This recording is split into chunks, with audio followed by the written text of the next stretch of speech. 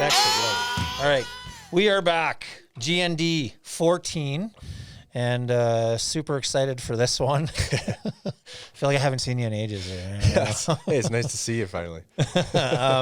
We have a super stoked for this one. I shouldn't be starting off giggling, but we're old hockey brethren, if you want to call it. We have ex-NHLer / visualization and cognitive performance coach. Nailed it, yeah. Nailed it. Aaron Volpatti, welcome. Thanks for having me. Happy to be here. You betcha. Anytime. And so we should add it as well. Aaron wrote this book here, which is called Fighter-Defying the NHL Odds. And Aaron has gone through some super amounts of adversity and trauma and terrifying events. And then which made me want to say first off, to kick this off, when I read your book, one of the few books that I've read in my lifetime that has brought me to tears several times in here for several reasons. One, the obvious, what you go through regarding your burns and some incidents in your life.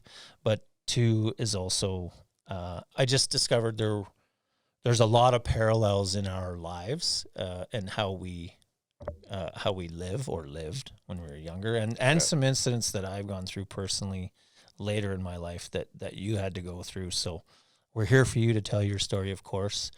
I thought maybe there might be an opportunity later to discuss some of mine, and maybe you can help me in some way or fashion.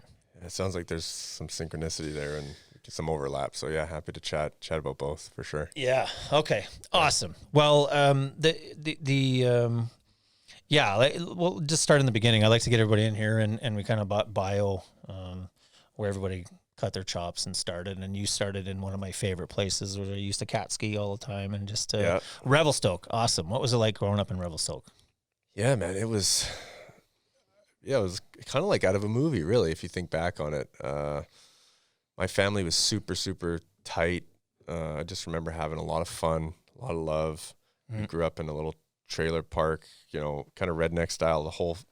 My whole extended family was in there, and we'd bounce around from place to place, and it was like get home from school and then be back for dinner at whatever time. Don't care what you do, and we would just go off, and it was great. And again, my parents were just very full support, love. That's really what I remember. The childhood was pretty picturesque.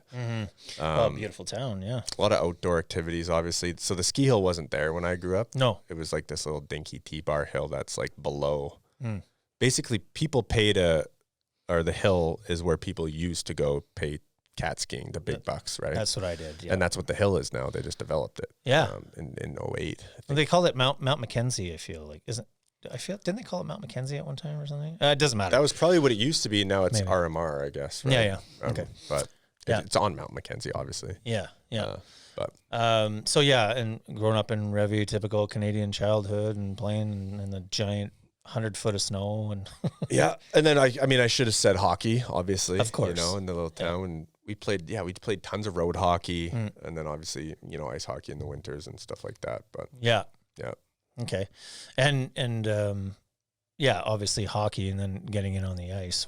How would you describe yourself as a hockey player out of the gate or as a kid?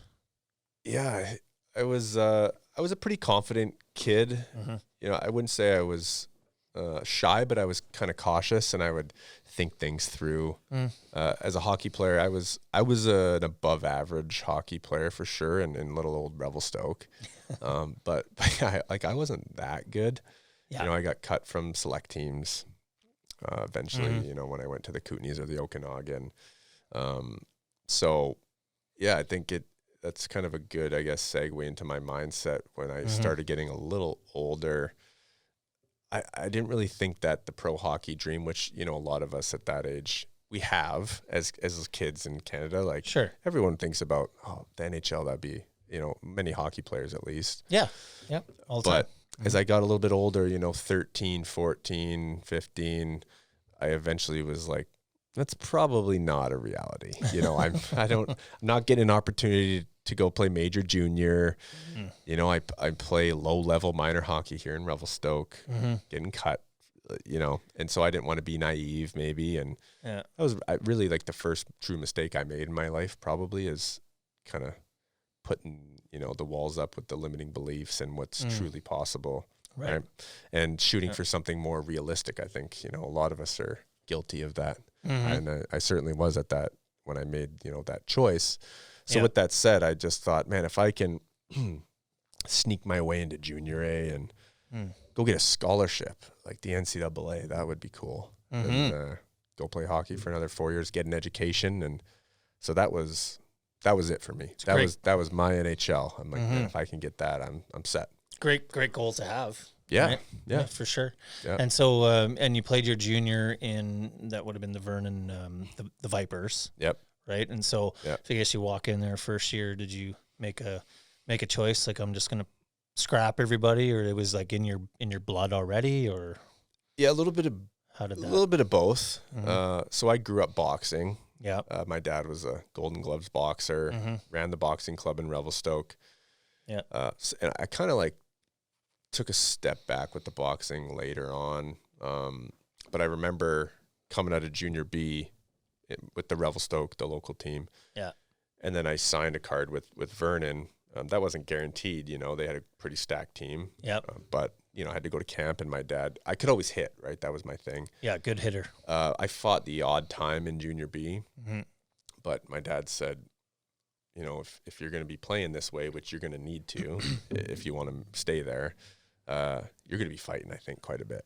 So we got the gloves back on and had a few backyard brawls that turned in, you know, started as friendly and turned into full on brawls. And then I remember, the one brawl ended up with my dad. You know, he wasn't KO'd, but I hit him pretty good. You did. I like smoking the old man. My mom she's back from work and is just yelling at us, shaking her head, like, what are you guys doing? Yeah. And I remember my dad got up. He's like, I think you're ready. And you didn't win. No, it helped me out, but I got the shit kicked out of me a few times that year by some big boys. Yeah. I actually remember one time, or I guess it was the game before Christmas, I fought this big 20-year-old prairie boy. Yeah. And he beat the shit out of me. I couldn't even drive home because my eyes, I woke up the next morning and I couldn't see. Barney Rubbles and swollen eyes. Could not see. Yeah. I remember getting up, I'm like asking my billet mom, can you pass me the phone? And she's like, oh my God. Just sat with a bag of peas on my face and made it home the next day. My mom cried when I walked in the door because I looked like it was hit with a baseball bat pretty much. Yeah, the moms, they don't like that stuff, and they don't understand it, of course, either, I guess. But had to be done. So, would you describe yourself? Were you like you're a big guy, you're a lean guy. Now you obviously take very good care of yourself. What do you figure you played junior at? Like 6'1"? I'm 6'1". Yeah, junior I probably played at like 180. And then. But again, I was a really late bloomer. Yeah. I didn't even hit puberty till 16 probably. And then eventually I got up to, I mean, we're going ahead, but that's okay. Like in terms of weight, I guess, but. Yeah. I ballooned. I played at 195. I ballooned at 250 at one time. There you go. Yeah. I played it in college. I played at 215 at one point. So I was way bigger. And that's big on the pro ice. was probably 205. 205 was a good weight for me. Now this is my weight if I'm just regular. Yeah. I mean, I work out and keep care of myself, but just kind of doing. I had to get all new clothes after I stopped playing, especially pants. Just down like 4 sizes. Just the muscles just falling off the old ass and thighs. So my wife rags me about the no ass just falls off me now. Yeah. Oh yeah. Leaning up. Yeah. All right. Well. So you play for the Vipers, and obviously you start chucking the knuckles, and you get into your second year, and you're maybe finding yourself on the score sheet a little more, and maybe seeing increased ice time. A little bit, not much, but a little bit, smidge. Yeah, a little bit. Okay, but you had a very good team that year, so you make your run, and I guess we're kind of leading up to the incident that led us here. Or you here. Yeah. You guys, you make a big run that year. Yeah. to, I guess, all the way to we were talking about this earlier. Couldn't remember if it was Centennial Cup or RBC. Anyway, Tier 2 Junior A championships, Yeah. Yeah, we lost in the finals. We were like number 1 in Canada for a lot of that year. We had a really, really strong team.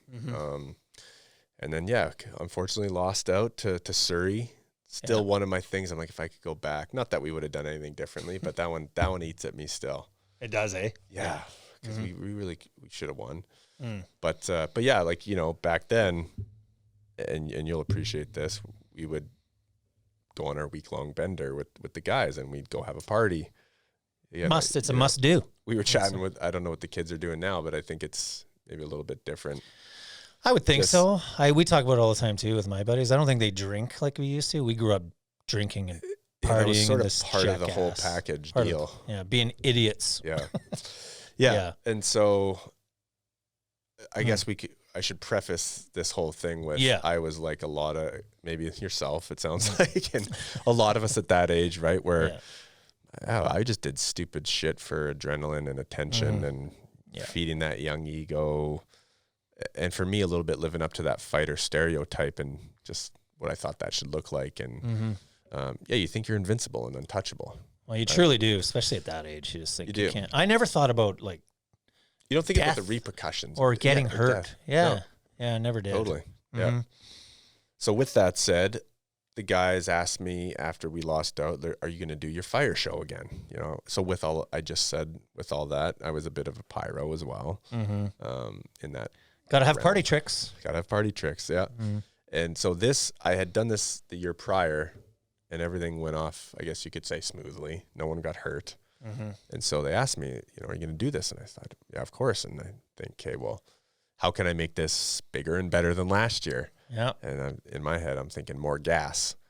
So I guess I can go back. And I was basically, I drink a beer, fill it up with gas, put the lid on, slowly and ever so gently put it in this little rock nest in the fire. And over, a couple minutes, the thing would everyone would get back and the flame would just shoot up into the sky and everyone would cheer and blah, blah, blah. The night goes on. Beer bomb. Not smart, but again, that's how we were. That's how we were. Sure. And so this next year, fast forward, we're out in the bush it was night 2 of this party. We're going to go. Yeah. First night at the bar, second night we're going to go camp or bush party kind of thing. And you're celebrating and you're not going to see some of these guys again. And it's a send off to some of the guys you're not going to see again and kick off to the summer kind of thing. Yep. Right. And so again, in my head, I thought, okay, I need more gas. And I have a wine bottle and like one of the old Colt 45 bottles. Right. And they're just, now I have those full of gas. They're sitting in my sweater pocket. Big bottles. Yeah. Yeah, big bottles. Yeah. And I have them in my kangaroo pouch kind of thing. And I'm walking around the party and kind of getting everyone amped up for this grand finale. I've already ripped off a few of my quote unquote standard size bombs, if you will. And I just remember all of a sudden I was just soaking wet. And I looked down and I thought, shit, the bottoms of the bottles had hit and busted. Yeah. So now I have, 1.5 liters of gas that had spilt on my torso. And so obviously we'd been drinking. I know there's a fire right there. I know that I have gas on me. I know that gas is flammable. But you're not doing the math right there, though. I didn't respect the dangers of the vapors that surround that much gas. Yeah. And I just remember at one point I thought, like, I reek like gas. I got to get this sweater off me. And I went to throw it in the fire, which, I probably should have just not done that, obviously, but figured I'd blow that or light that up at least. Yeah. You're just throwing it aside. You're not even thinking. Not even thinking. Yeah. And it was, I like to say it was kind of like that detonator cord to dynamite. And as soon as that went in, this like flame kind of just followed the ground and right to my feet, and then and up I went. Yeah, you saw it coming. I saw it coming. Sort of. I mean, it happened too quick where I was like, kind of like, what? And then too late. Yeah.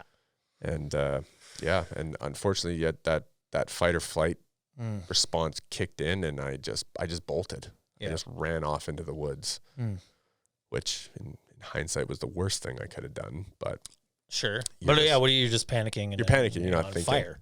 Yeah. Literally on fire. Yeah. Running and it was through just the kind woods. of your whole body. Just fire. Yeah, I mean, it was like this fire stemming from where the gas was, and it Similar. was just, I just remember feeling like engulfed in this like brightness and feeling really warm.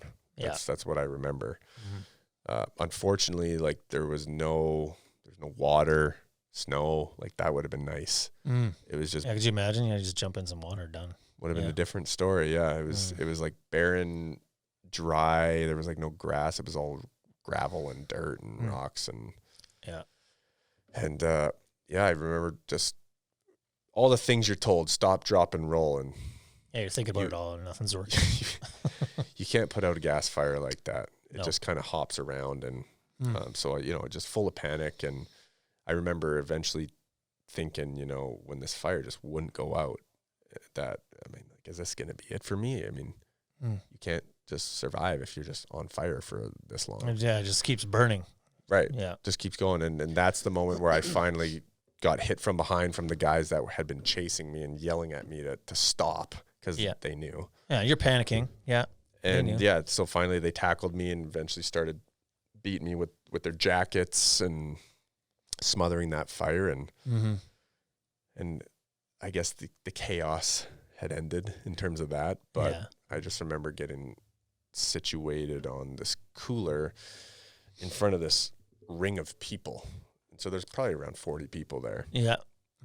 And I just remember not fully grasping the situation and kind of looking around, and some people were crying. Yeah. Some people were like whisper panic, like in a, this is bad. We got to get this guy. That kind of people looking very uneasy. It's not good. No, it's not good. Some people had their noses covered because the smell of burnt flesh is that's like nothing else. I have no idea. I can only imagine. Yeah, it's not good. And so I remember, meeting those gazes, and then I finally looked down at my body, and that's when I realized, like, oh boy, I've really fucked up here. And this is not good. And people were saying, like, you need to get to a hospital right now. So we were at a service. We couldn't call 911. Yeah. So thankfully one of the guy's girlfriends wasn't drinking and piled into her car, and off we went. We had about just over a 30-minute car ride, which was probably the longest 30 minutes of my life. Longest of your life, no question. Yeah. Once that shock wore off, because remember, I was in no pain at any time right after this accident. You're just so much adrenaline pumping through you and just complete shock. And were you screaming during this time? Were you passing out, or were you I was like a ghost, just total. It was almost out of body for the first like 10 minutes. I almost like wasn't even there. Right. And then once I started coming back and that shock wore off, so we're on the dirt road at that point.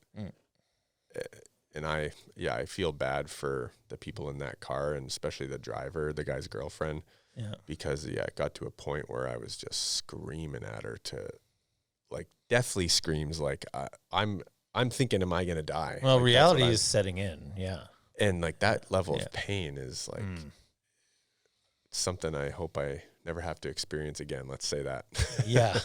Like you've had plenty of pain. Yeah, broken bones, injuries, and stitches, and this is just it's a different animal. And so it got to the point where I was blacking out. Yeah, just my body said nope. Good, you black out from the pain. From the pain, you just can't take it. Yeah. And the guy in the back seat slapping me to life because for all they know, I'm not going to make it. You're dying. Yeah, we didn't know. And I would imagine to them also, like your whole body would appear to be burnt. Right. So your whole body is essentially, you burned alive in front of them. So we didn't know what percentage or anything like that, but obviously it was bad. It was bad. It was bad. It was serious. We knew that. And you mentioned in the book that just by sheer stroke of God or luck, your arm, it was either in pain or they just gave you a cooler to put your arm in. That was the first hint of pain I had, was in my right arm and hand. I think think the guys gave me that cooler because I had like clumps of skin, like just lumped around certain areas of my body. And one of them was on my right elbow. And I remember right as I'm getting into the car, I'm looking at myself like I'm ass naked. Like there's nothing left of my clothes. Right. They're all gone. Just sitting there naked. And I remember peeling this like pile of skin. It was just hanging there. So I just peel it, and I just skinned my whole arm and chucked it onto the ground. And I remember my buddy looking at me like, what are you doing? Worried. Like, yeah. What is that? And I think that's what, they decided to give me the cooler and ease your pain or something. Yeah. And thank God, because eventually the doctor said that saved your right arm and hand. So I was able to just keep it in there for 30 minutes. Right. So very lucky. Yeah, very lucky indeed. Well, I know this is obviously your story, but it reminds me of, because I want to get into your recovery. When you finally get to the hospital, and because the real journey is beginning once you get to your recovery phase. But just makes me think of how dumb we were and doing the dumb things. And I know you beat yourself up about it too, I'm sure, but we were kids. But I used to do things like that as well. Like it was this jackass mentality before jackass for me, because I'm like almost 50, but it was all about, I like to do things which is all about hurting yourself or anything for a laugh. And the guys at my school would remember this story, but it became a bit of they still talk about it there, but we had this party at our house, and so we were second story. It had this window that was open with no screen, and then there was a guy sitting in this couch kind of low on the ground. And for whatever reason, in my mind, I just thought, I'm boozing and I'm like the fun guy and I got to do something. Yeah. So I thought, I'm just going to torpedo out that window. I wasn't looking at what was beyond it, but I just thought, I'm just going to dive out the window.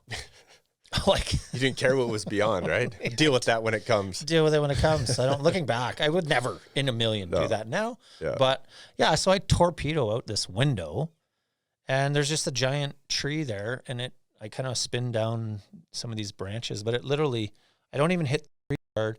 And then as I'm falling down, this thing just cradles me, like lays me down, and I hit the back on my back. And I just remember looking up, and everybody in the party is like, I made it somehow. And so then I run back up, and then we party. And then, but as you know, being the party guy, now they want to see it again all the time. Or like, what else is next? Like, what is next? Where are you going to go with this? And I'm like, I did say, like, that's a one-time thing. I don't, like, that was dumb. So then anyway, I ended up doing it again later at another party. And I thought, okay, I'll dive out this window, and changed my mind halfway out the dive. Never works well. Grabbed the windowsill and smacked into the side of the building. And then all my buddies came out and banged on my hands. And just fell down, as they would. But it just, I look back, it's funny to tell, but I don't know what I was thinking. I mean, I could have been, I broke my neck, or I don't know. No idea. So we're lucky. I know. We are lucky. So anyway, sorry to compare our stories, because I didn't burn myself alive. I mean, but I think the mindset was very simple. Just, there's no thought of repercussion, because it's like, I'm invincible. Yeah, this is going to be funny, and this is what I do. You're that guy. It's like, that adrenaline, attention seeker. And attention, for sure. Feeding the ego a little bit. Feed the ego, whatever, right? Mm-hmm. Sure. Yeah, we've all been there. most of us at that age, maybe, right? Yeah, especially the boys. Yeah. Okay, so you get to the hospital, and now this is where and this is the part that really was tough for me, and I think anybody else to read, is really you're in the burn unit and just recovery. Mm-hmm. Yeah, so we get to the hospital finally. I actually remember, I don't know if you remember this in the book, but like I was vibrating from pain, and I just needed, I'm like, just get me like screaming. I remember seeing the lights of the emergency room, and I just remember shaking in anticipation, getting ready to make my sprint into the hospital. Yeah. 10 out of 10 pain, right? And I don't know why this happened, but as the car's coming to a stop, I just got out. So we were I bet you we were going 20, 30 kilometers an hour, and I just fucking just jumped out. Yeah. I rolled, sloughed off more of my skin, and up and ran into the emergency ass naked. And so you can picture the emergency room at I'm not taking this one. 1, 2 a.m. and everyone in there, whatever you want to picture the emergency room like, with a baby that's sick, or bar fight, or old person, heart, chest pain, whatever you picture that. And then in I run, totally naked, freshly burnt. I'm all charred and barked up and dirty and bleeding. And I just imagine everyone's like, okay, I'm not taking this. You don't need a ticket, sir. Have a seat, sir. You'll be fine. Or take a seat. We'll be with you shortly. Yeah. And so they must have knocked me out like as soon as the nurse immediately saw me. And I don't remember anything really after that until I kind of woke up in a fog the next morning. And I didn't realize I had been airlifted to Vancouver. It took you to Van. About a couple hours after that. I just remember seeing my parents in this like kind of a fuzzy focus and just going back to sleep. And that was really my first couple days, is just kind of this morphine sleep and just the feeling of this like baseline level of pain. Yeah. Which is, you're not getting really a ton of rest that way. You're just living in almost this weird, foggy state of foggy. Yeah. But yeah, the first real concrete memory I had was the morning of day 3, and I had just come out of my first debridement procedure, which is basically torture. Yeah. Right. And they need to do this to buy time for the eventual skin grafts. The pressure that builds in those 3rd-degree burn areas, it's a lot. Yeah. And so they need to relieve some of that pressure. So I remember getting wheeled into this, like, it looked like a human car wash, like just metal. You're on a metal bed. They lift your ass up off your hospital bed onto this one, wheel you over. And it was like out of a horror film. Yeah, it really was. And there's all these surgical tools. And now I don't really know what they're going to do per se. I mean, they kind of give you the Coles Notes version of, but then they put you to sleep and you come out and you're in a ton of pain. Yeah. But yeah, they basically have to cut you open and relieve some of that pressure. So they just let all the pus kind of seep through, and then they take a pressure washer and just slough off all the skin because that scar tissue builds up so fast, and they got to keep it clean from infection. Sure. And where the eventual skin graft is going to go on. And so that happens every 3rd day. So this was my first procedure. And so I remember waking up out of the anesthetic. I'm laying in this hospital bed, and we didn't know how burnt I was at this point. Yeah. I mean, we knew it was bad. I was in Vancouver. There's 10 beds. It's the 10 worst burns in the province. So we know it's bad. You know it's bad. And my parents, like, they're an absolute wreck still. They didn't know, like, am I going to make it at this point? Live, yeah. Like, what does this look like? And so the doctor, he walks in the room, and he's going to relay the prognosis. So they've finally gotten a look at me without the bandages, right? And the first thing he does is looks at my parents and just says, "It's okay. Your son is not going to die. Yeah. He's very lucky. This could have been a lot worse. I don't think his face is going to be permanently scarred," which thankfully it wasn't. A good thing. Yeah. So thankful for that. It doesn't look like we're going to have to skin graft over his joints, which is a very good thing. I mean, my skin grafts literally stop like almost at my knee. Yeah. Shorts. Just for stiffness. If you go over the joint, that's a whole other animal. Okay. Yeah, because it can't no elasticity and it just gets super stiff. Yeah, it just gets stiff. And so he continued and said, he will make a full recovery. He's 40% 2nd, 3rd-degree burns, but he's going to be in here for a while. And it's going to be a long road. From just under your nipple, you say nipple to knee kind of thing? That was where the 40% was 40%. Nipple to knee. Okay. And right arm and hand was pretty bad. Yeah. I remember the doctor that during this meeting, he continued with the right arm and hand and even said, that I'm not sure. Like there might be some permanent loss of use there. So that kind of scared the shit out of me. Yeah, no question.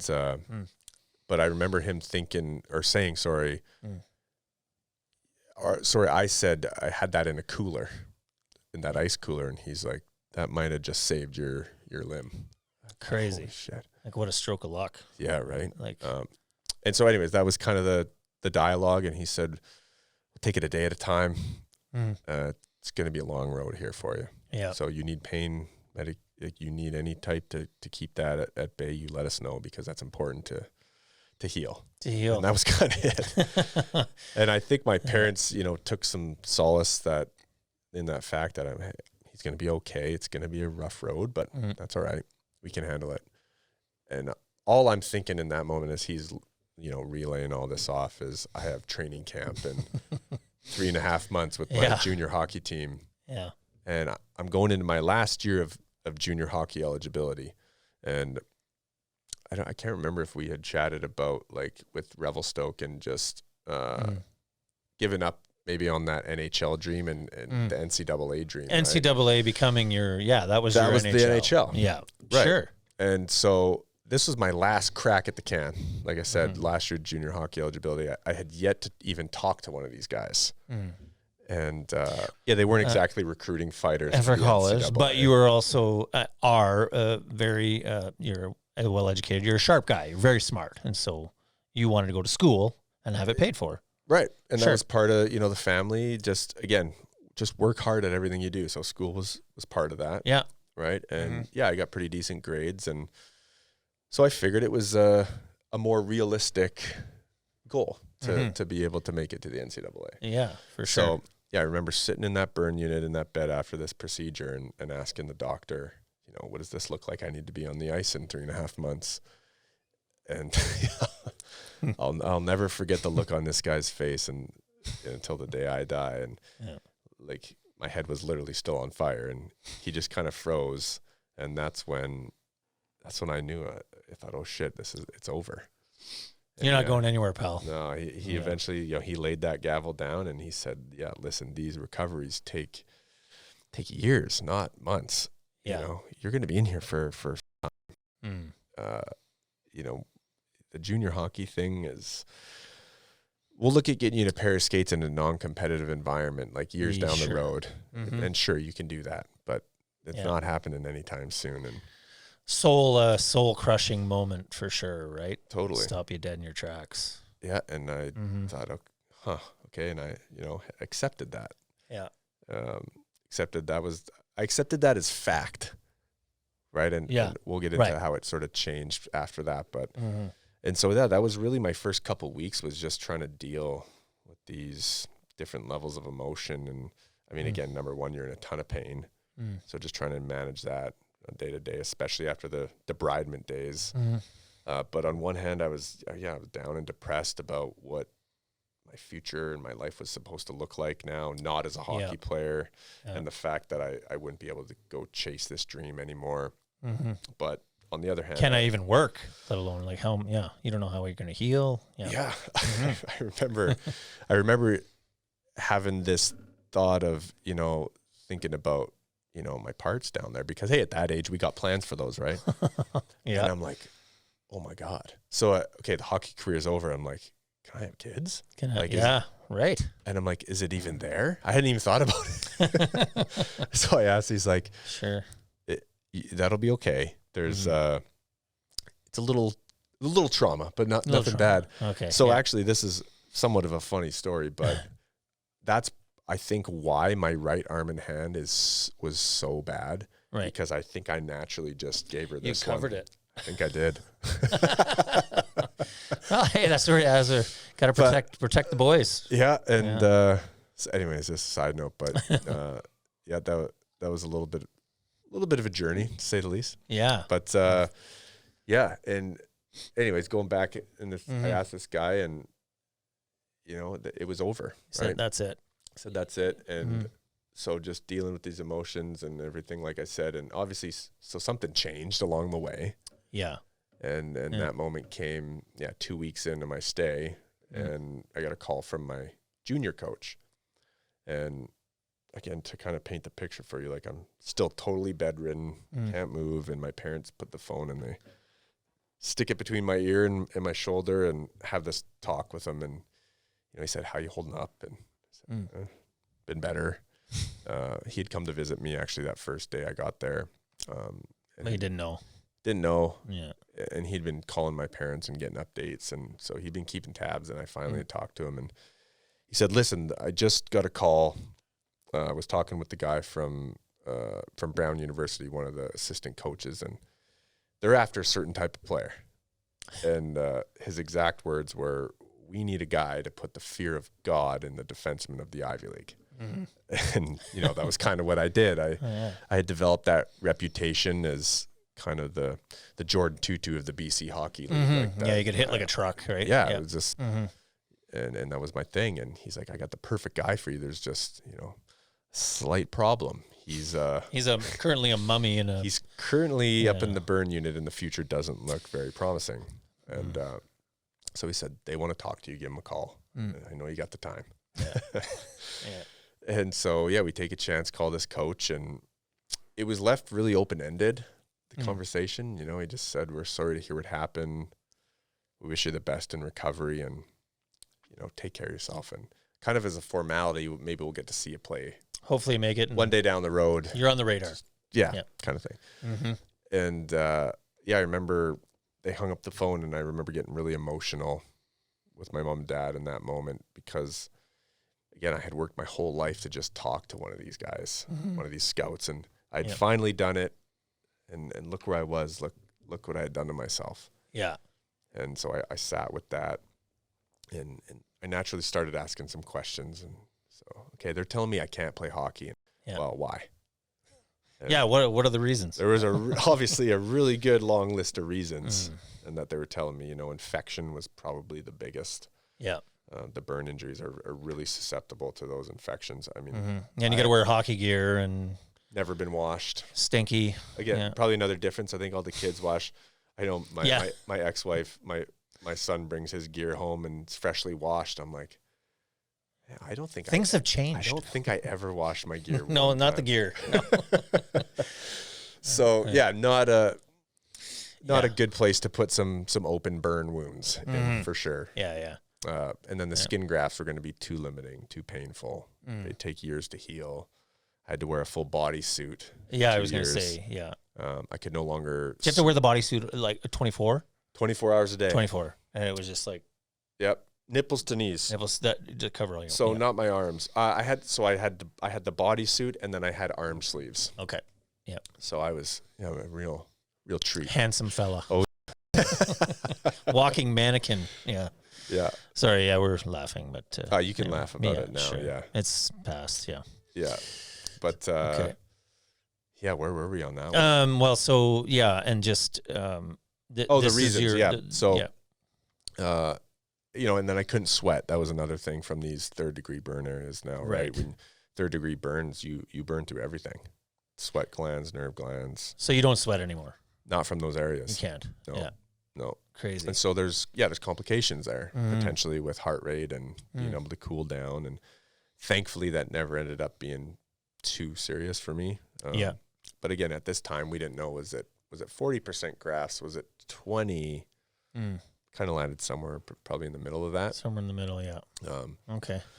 But that was the start of their list, and I just remember thinking, basically, like from what I'm hearing, you're telling me it's just going to hurt too much and it's going to be really uncomfortable. And from where I just came from, I'm like, well, it can't be worse than what I've been through these last 2 weeks because that was hell. Yeah. And I just remember thinking those aren't good enough reasons. And that's just pain. It's just pain, and I made a choice, and I made a promise to myself in that moment because again, I was that close. I could taste that dream. Yeah, and you get your one phone call, right? And that was the second mistake I made in my life of giving up on that dream or just accepting what someone else was telling me as fact. Yeah, and telling me what I was capable of or what was possible.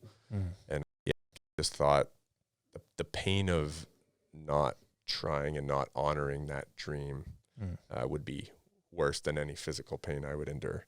Sure. And with that, I made a promise to myself, and I said, I'm going to come back and play hockey, and I'm going to go to Brown, or I'm going to die trying. I mean that literally. I was willing to die at that point. Yeah. And so this is where, people ask me, how did you discover visualization? Yep. And this is how I was bedridden in a burn unit. I couldn't move. And once I had reclaimed that dream and made that promise to myself, I had no other option because I was bedridden. My body was out of commission. So that was, you were alone with your thoughts. Option B. That's all I had. I was just alone all day. Thoughts. Yeah. And so, I didn't read a fancy book or anything like that. That came later in my life, sure. But yeah, I was in my mind and all day. So I just started visualizing the things that I wanted. Yeah. Of a few different things. Yeah, you do. You get right into it in your book and your visualization techniques, but you mention it kind of like running through like a real movie, essentially, in your head. Yeah. From start to finish, including the credits, right? Yeah. So that I guess I more perfected that a few years after that. Okay. So in this moment, it was more just. I guess it consisted of really 4 different things. So number 1 was I knew I needed to get out of the hospital way sooner than they were telling me. So I started really reframing my relationship with pain and welcoming the pain because I knew it was my body healing, which it was. And then just, even like visualizing those 3rd-degree burn areas shrinking and healing, and imagine the damaged cells. Like even at a cellular level, I was visualizing these cells, like just breathing into it, sending that energy, and just imagine just those areas shrinking and healing up. So that was the first part of the practice. And I will say it was really, I say remarkable, but crazy in my head at the time of like, the pain really changed pretty quickly. So the mind is such a powerful tool with some of that stuff. Right. And I believe in it. Yeah. I'm a big believer. Really is. Yeah. Yeah. And so the second part was I would just imagine I had this vision of walking out the doors of the hospital, and which I didn't end up walking, but I got wheelchaired very close enough, and feeling the wind on my face and just going on this journey, this comeback of a lifetime kind of theme. Back where it was a little bit like a movie, but I didn't have the wherewithal quite yet at that point, and we'll get into when that came. Yeah. And then I would imagine the home opener with the Vipers and being in the locker room, coming back, seeing the boys, being around the guys, seeing my burns and getting my gear on, and just really feeling, unstoppable. And like I had this superpower that I knew if I got there that I would have that. Kind of willing yourself or manifesting it. Yeah. Totally, yeah. And stepping onto the ice for the first time and hearing the crowd and in all the different senses, right? I'd imagine hearing the crowd, feeling my skates on the ice, the wind in the face, and just living that experience. And then the guiding star and the ending of, again, it seemed like a movie, but at this time I wasn't thinking that. I basically just kind of had 4 parts of it. Yeah.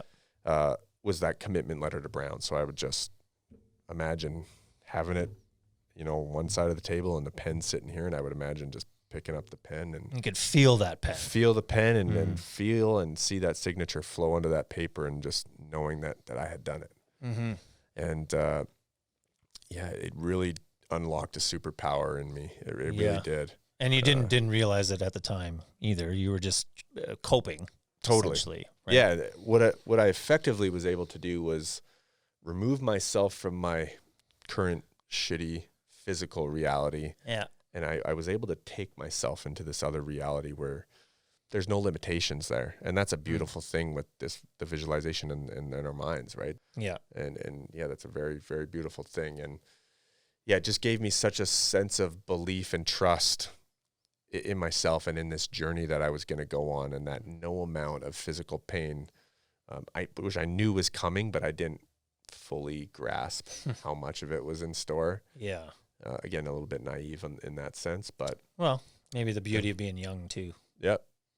And but the vision was too strong, and again, and the pain of not going through with it would have, been far worse than any physical pain I would endure. So, we're going to skip over, Crazy. a big chunk. And that's, what the first half of the book is that really the hell and that next really 6 months, even to a year was. So because I had this mindset now and this vision and this untouchable like sense of belief, which was very powerful, but the body is the governor. Yeah. My body was begging me to stop. Right. Yeah. You were making this big push to make the comeback, and I'm going to get there come hell or high water. And the body's like, we're trying to heal from a major trauma and surgery here, and we need some rest. You got to shut her down. Yeah. I didn't have time for that.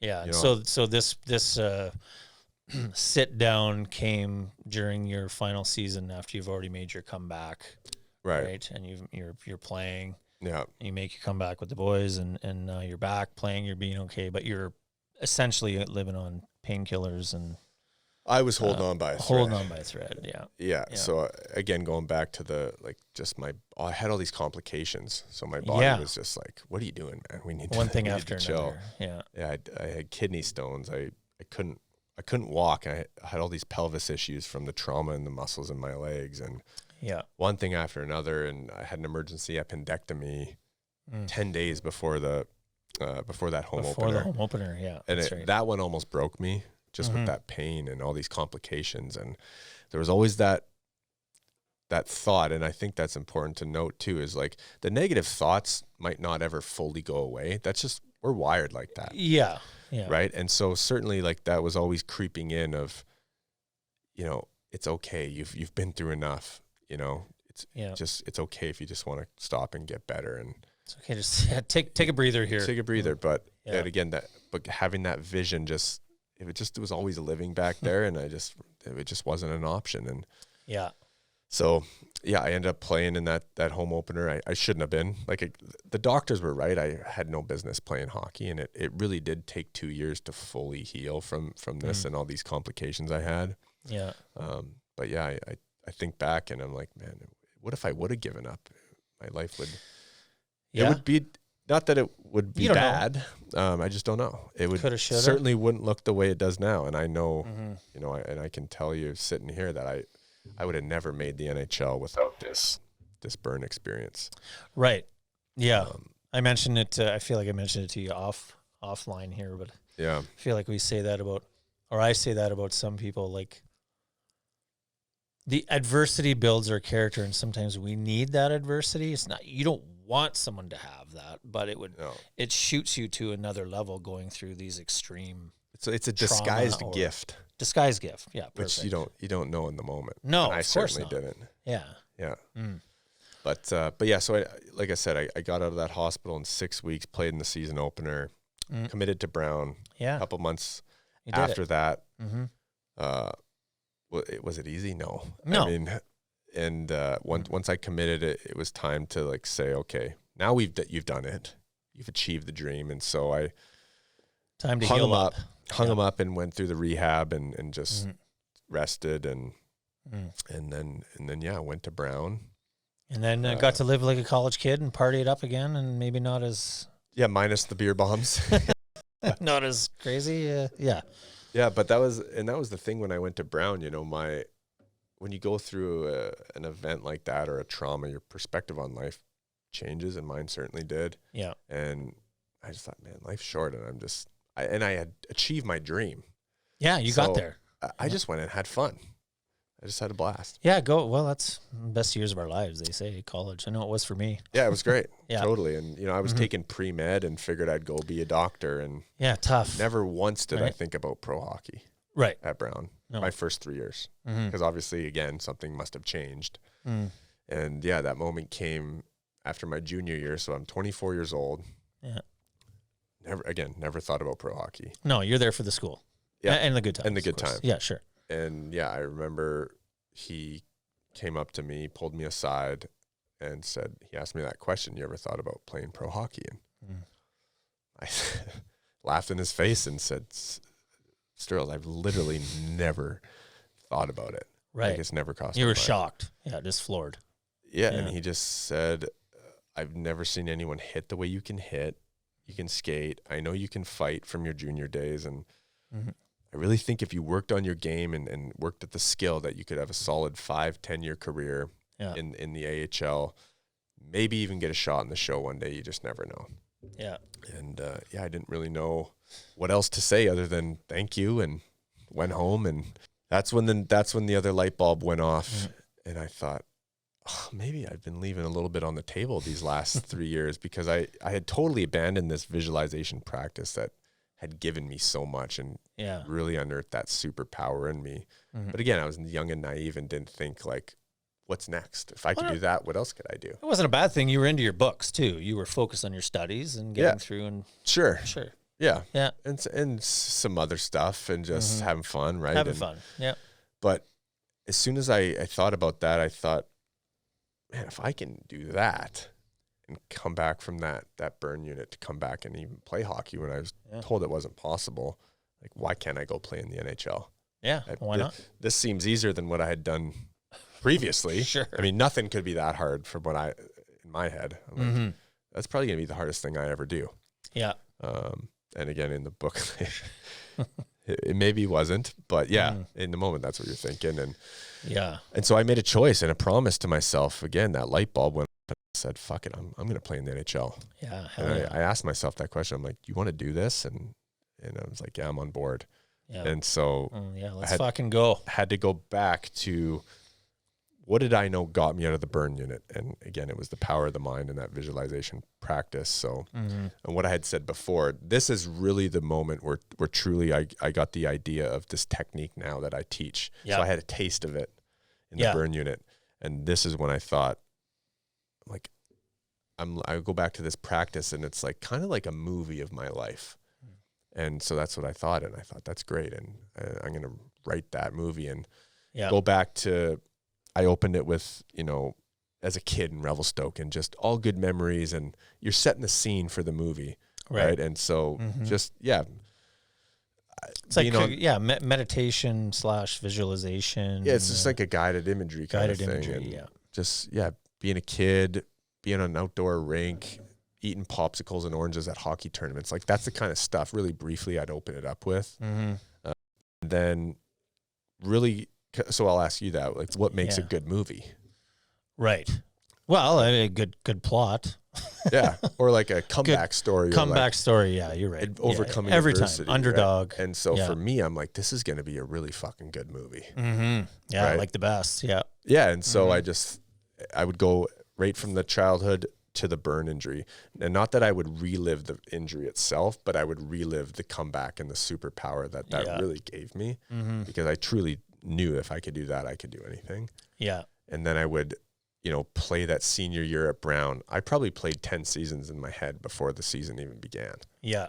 And just imagine, like, on ice stuff, which we can maybe talk about, but like, that's like the rehearsal imagery of just the mental execution of like the skills. Yeah. And just playing those in my head, Yeah. You really, really go deep into it. Hey. Yeah. Yeah. And then the ending now of the movie was the NHL. Yeah. But now I'm like, I had this light bulb moment, like NHL. Yeah. So now that's the ending, is the NHL contract, walking down the tunnel for that first game. Yeah. Right. And really immersing myself in that experience. And we can talk more about like why that's important, but I truly was having an experience when I was in this practice. And again, it's so many times in my life, and I don't make this mistake anymore of just abandoning this practice. So I practice it daily. Easy for you to shove it aside and say, well, I got there. So I got what I want now. I don't think about it. So again, I've learned better, but it just, everything changed. So I say quickly, but not that this will necessarily get you there quickly. But for me, it was just like a dramatic shift in the way I felt too, and the confidence and just trust in myself. So that's a big piece of it, is just building that belief system. I mean, that's one of the most important thing. The most important. Right. Yep. And I certainly had that, and that, it drove me a long way. But I guess the caveat with the practice is, this isn't like, so I'm just going to visualize my movie and sit on my ass and then stuff watch my Netflix face and watch after, Netflix yeah. and scroll through social media, and Yeah. my dream will come true, like, obviously. And so that was the other piece of this, is it really drives the obsession on the physical side. So Right. every choice and all my habits, they're aligning with this vision. Yeah, you're truly changing everything. You're just about changing how everything. You live. It just drives everything. Yeah. And it really came out of nowhere. You know, I was 24. Within 6 months, I went from no one in the NHL knowing who I was to everyone. Right. And they were all after you. Had all these contract offers. Because again, that was a pretty rare package. I still had the physical, aggressive element, and I was crushing kids. I was 25 at that time, playing against 18-year-olds. Like, they're and I was a man. They get pounded. Yeah. And it served me well. And then I added that offensive element, and I was shot through a cannon. It's the only year in my career that I've played like first line power play. Is that right? Eh? I had almost a point a game. Like, I've never had that.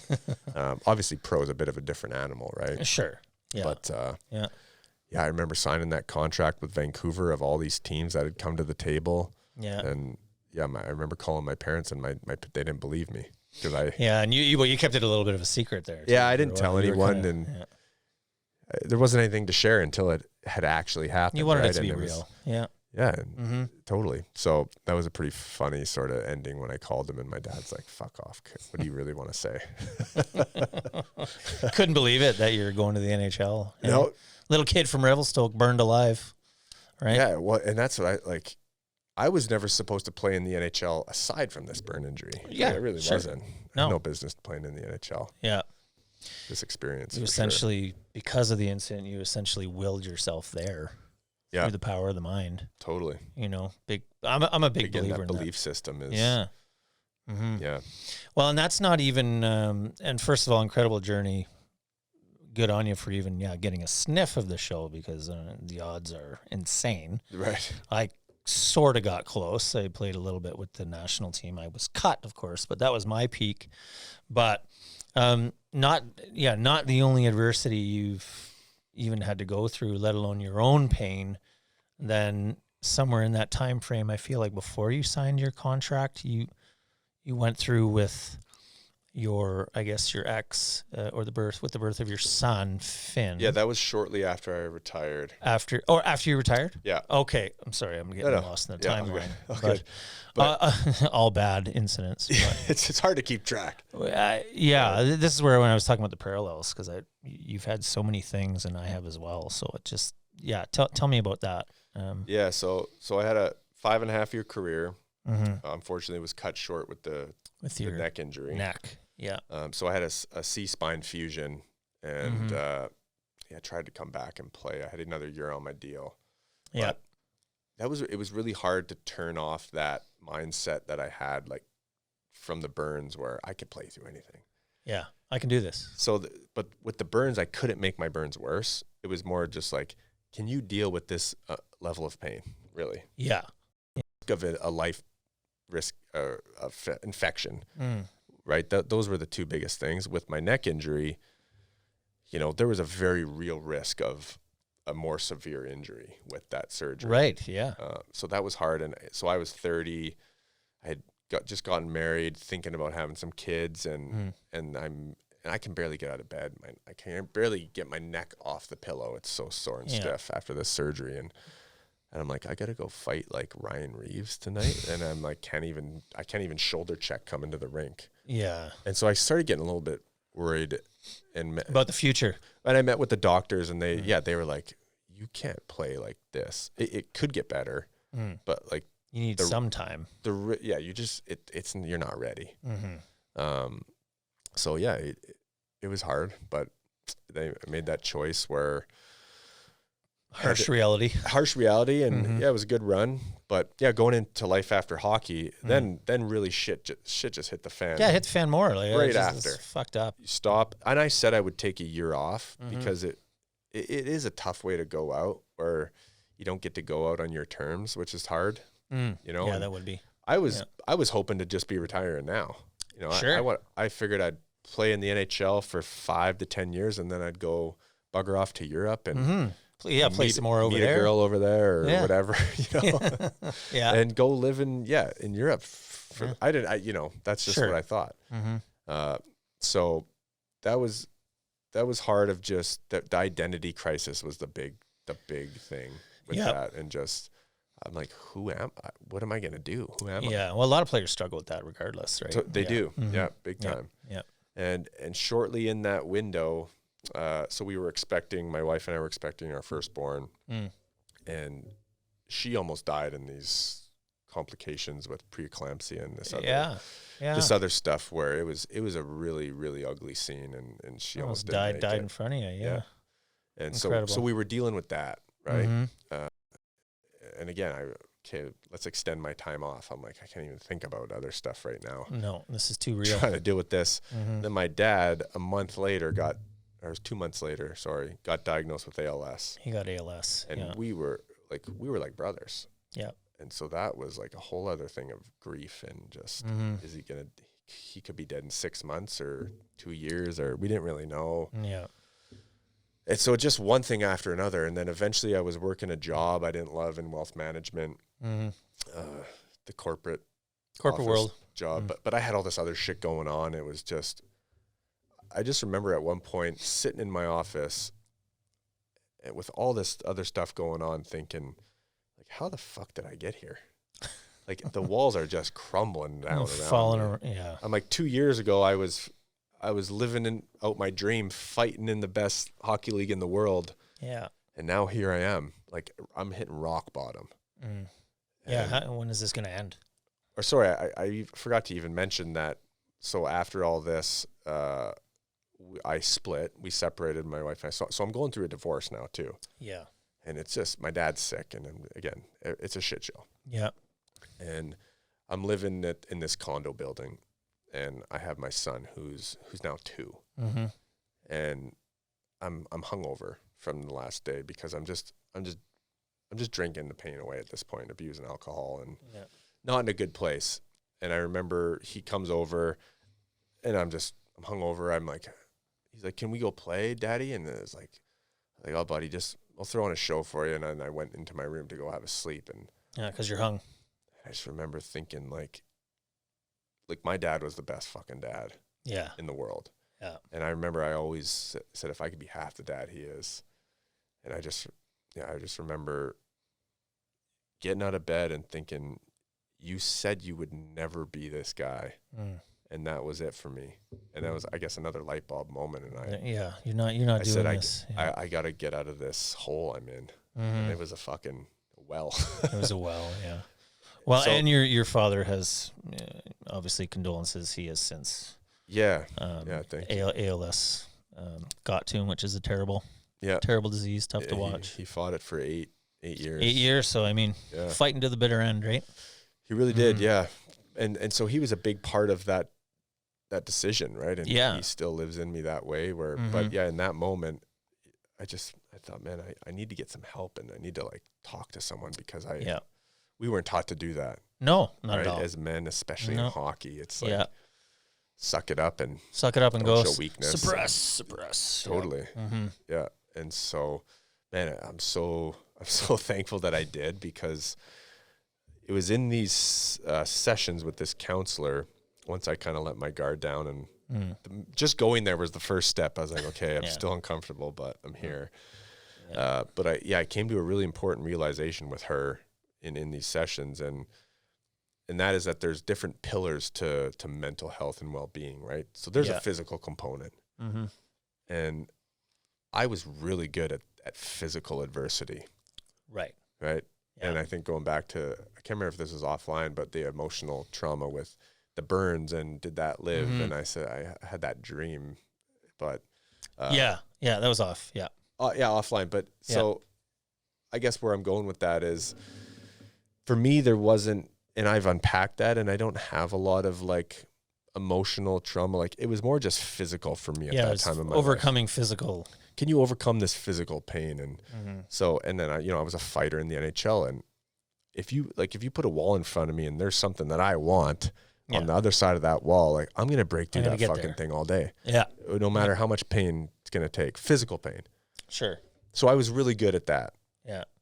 But again, after talking with her, it's like there's these emotional and spiritual components to mental health too, right? And from that standpoint, on the inside, I was just like this immature little boy, and I didn't know how to deal with that. Yeah. Right, this type of adversity after hockey, right? Loss of identity, divorce, family sickness, this shit that like some of it it's not in your control, maybe, right? And it comes from a different place, and as soon as I came to that realization, I thought, and again, I had made this mistake of giving up on that visualization practice when I had achieved the NHL dream, and it was life after hockey. And I told her a little bit about that, and she's like, I love that. And she's like, well, what about now? And it was one of the best things I've been told. And I thought, right, I was only 30, so I'm like 35 at this point. And then I thought, maybe it's time to write a new movie of my life, and not as Aaron Volpatti, the hockey player. Yeah, it's in real life. As Aaron Volpatti, like the dad. And as soon as I did that and went back and started thinking about this new movie for my life and weaving in those emotional and spiritual elements, everything just changed. Just changed for you dramatically. Yeah. So it's really, really helped you get you through in this next phase, next chapter, sequel. Yeah. Triple of your, yeah. Amazing. Well, like I said, so in reading your book, and like I mentioned the parallels, and so I thought maybe there's some opportunity to just discuss, like you have a 12-week program. I don't know if any of it applies to me, but it made me think of, all the things you've gone through that just, as I was reading it, there was just like one thing after another and another, and then even with Michelle, your wife. That sounds terrible.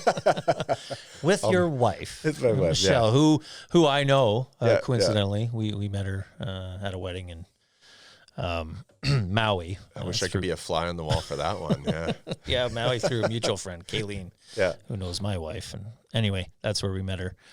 But you went through some stuff with her too that involved she like a miscarriage was, and she had a DNC procedure. It was it was a shit show. That miscarriage turned cancer. Is the short and sweet of it. Which is fucking crazy. It's bonkers. And again, we didn't like know that could happen.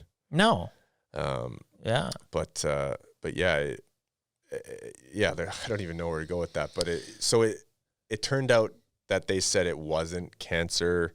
Yeah. But so we had this diagnosis, or she did. She's like, okay, you're gonna start chemo in a month or a few weeks. And it's crazy because I told her, I'm like, listen, I refuse to believe this. And I've had my own experience with like the power of mind. I'm not saying we're going to cure this cancer. No. But we sure as hell can make a difference. This can help maybe. Yeah. And so we would we developed this whole other practice, and we did it together. And so just, really focusing on like shrinking that like tumor that was in there. Shrinking it. And just imagine like her cells like killing it. And I just remember sitting with her and imagine like this pristine, like pink uterus. I mean, we're getting into the anatomy stuff here, but you're thinking healthy. But just like healthy and vibrant, and imagining like this beam of light just emitting from there and just right into the world. And it's just so crazy because it's another example of, as soon as we did that, so we go into the chemo treatment, the cancer treatment place, you get this sick like welcome package. Yeah. And again, we kind of thinking like, how the fuck did we, how are we here right now? When's this gonna end? And I remember the doctor walks in and she's like, so, and I'm like, that's not normal. What does that mean? Yeah. She's like, it doesn't look like you actually have cancer. Like, what? And it turned crazy. They seem to think it was this other thing called a hydropic abortion, which presents very similar to this very aggressive type of cancer that you can get called GTN. That can metastasize and cause all kinds of problems. Yeah. But it's just like, I mean, I can joke now and just, sure. you know, these women want to have a baby with me, but it's like, well, none of the best track records so I'm a far. bit of a curse. Yeah. But you literally, I mean, you can say, hey, that's a bit of a medical miracle, or that was a spiritual. We willed it to happen. So right? You can argue that she never had cancer in the first place, Sure. but that was our reality for almost a month, right? And she had it. And it's just another example for me of, and I don't know, like, and I think now, like where I am now, and just, you know, I want to serve and help people. And maybe these were all little signs and examples along the way of the power of this. Right. And so people can argue that all they want, but at the end of the day, it's our reality. And you've lived it. Is it or is it not? We might never ever know, but certainly can't hurt to have that. Totally. And so I think we have some similarities, you know, with a lot of stuff, but that and conceiving and I was gonna say, like, I was just gonna, we don't have to get super deep into it. You don't have to be my should just have a couch. You could walk me through. Yeah. No, but I had a period of my life there where it feels for me like it's been going on since I was a teen. Like, I've been having surgery since I was 15. I've had 16 major surgeries, 2 of them being heart. And I never walked around like, oh fuck, like another, like what? But over the last 10 years, I feel like it ramped up. Where I had, I had my heart surgery in 2016. Second open heart. Was that from a near heart attack? No, I had I just had a murmur. Oh, okay. They discovered it. It was undetected.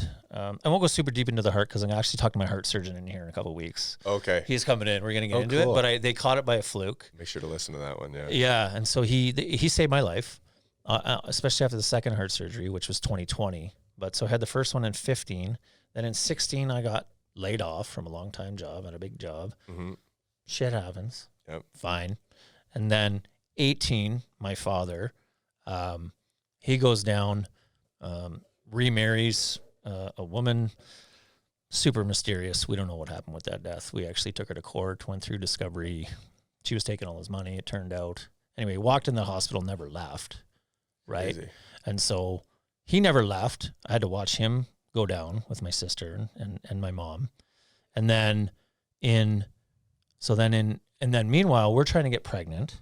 Right. My wife and I, Dana, and she had miscarried already a couple of times, which, as you know, not fun to go with alone. It should just, people should talk about it more because they're so common. Right. They are, but it's tough to watch. Both times she took them to 8 weeks. Yeah. But then so after, then in 2020, I had my heart surgery. I finally get it because I went in for a checkup so I can get my knee surgery done because I'm super bow-legged.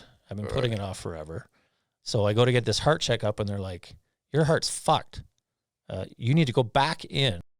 Had one. I've already had one. So 2020, let's go back in. We're going to do your heart surgery. Fine, wrap my head around that. I also get laid off again from a different job that year. Oil patch was in the tank. Right.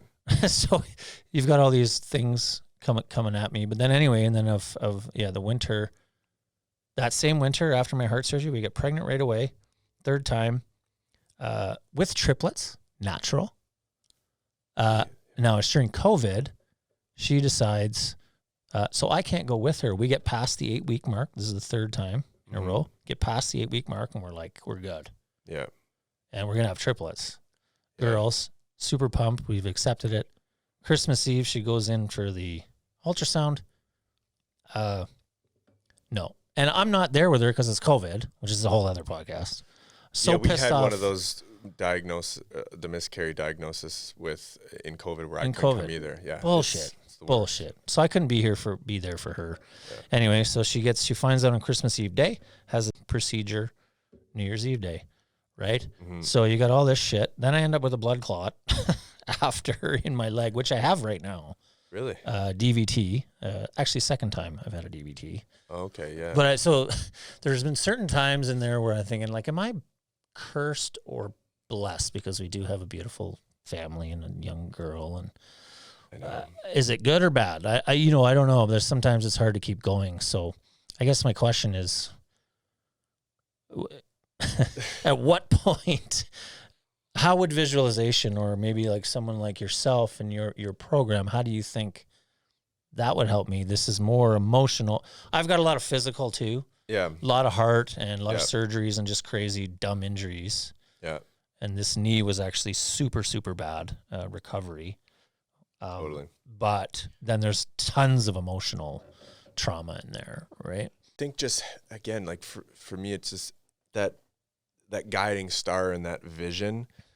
And I shared this with Michelle, my wife, because again, we had multiple miscarriages, and it gets hard, right? It's hard. It's super real hard. hard. And then it's the question, and especially for the women, it's a different beast because it's their body. Yeah. And then sometimes you go down the rabbit hole of like, my body's betraying me. It doesn't work. Mm-hmm.